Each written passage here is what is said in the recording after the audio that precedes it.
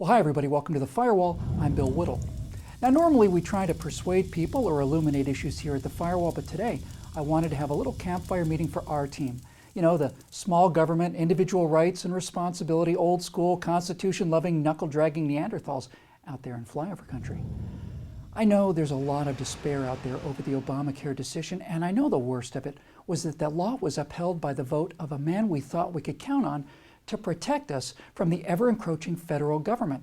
Now, many people have said that by limiting the ability of Congress to ram things through under the Commerce Clause, this is actually a big victory for conservatives over time, which may be true. But the problem is, we don't have a lot of time. The court ruled that the individual mandate, that is the centerpiece of Obamacare, was unconstitutional under the Commerce Clause, but was constitutional as a tax, only it wasn't sold as a tax. We're told again and again and again it was not a tax. The law wouldn't have passed if it was sold as a tax. It's the old bait and switch. It's fraud. The law that emerges after the Roberts decision is not the law that was passed. It should have been struck down, and Obama and Reid and Pelosi should have tried to resell it constitutionally as a major regressive tax on the middle class. But it wasn't struck down. That decision has been made, and there's nothing we can do about that decision now. And it fills many of us with despair. It filled me with despair.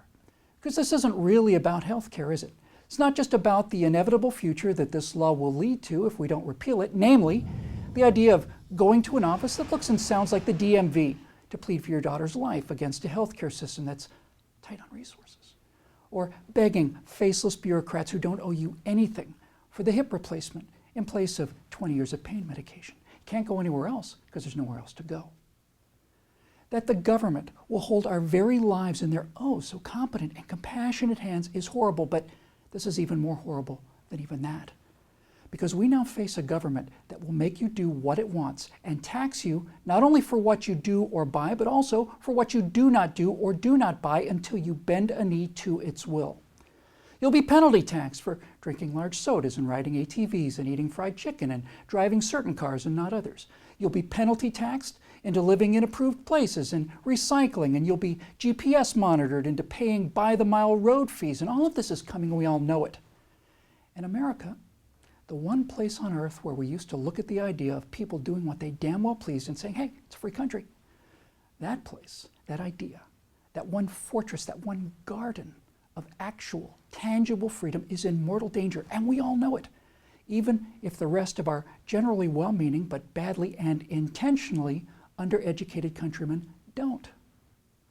So believe me, I'm not saying don't let this get you down. I am saying don't let this keep you down.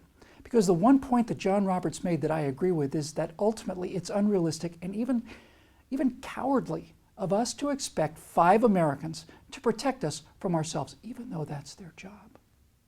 Starting with Woodrow Wilson, through FDR and LBJ and now Obama, the progressives have taken a century, 100 years of constant, day-to-day, nonstop politics in order to get us into this mess, and it seems like there's no way to reverse it, like it's a ratchet, but that's not true.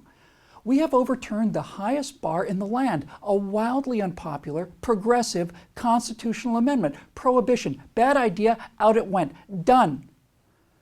Obamacare would not have passed the liberal 111th Congress if it had been sold the way it's been ruled, as a tax, but no version of it, no version, would pass the current 112th Congress because the 112th Congress was sent there by us to stop these bastards, and they have.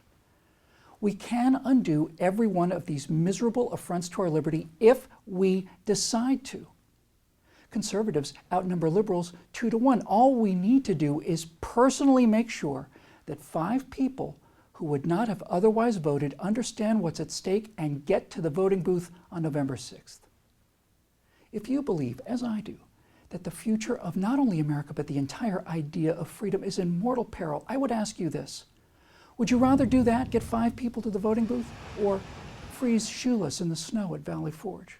Would you rather get 5 people to the voting booth in heated comfort this November, or charge the stone wall at Fredericksburg, or go ashore at Normandy, or climb Mount Suribachi, or freeze through human wave attacks at the Chosin Reservoir, or run a patrol at night through the VC-infested jungles of Vietnam, or command an IED clearing convoy through the streets of Baghdad, or take RPG fire in an outpost in Afghanistan? Because I know which one I'd rather do.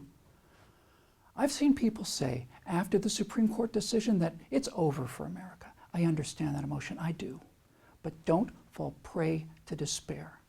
America's only finished when the last patriot who believes in these principles of limited government draws his last breath. And that's not going to happen as long as I'm still alive or you either.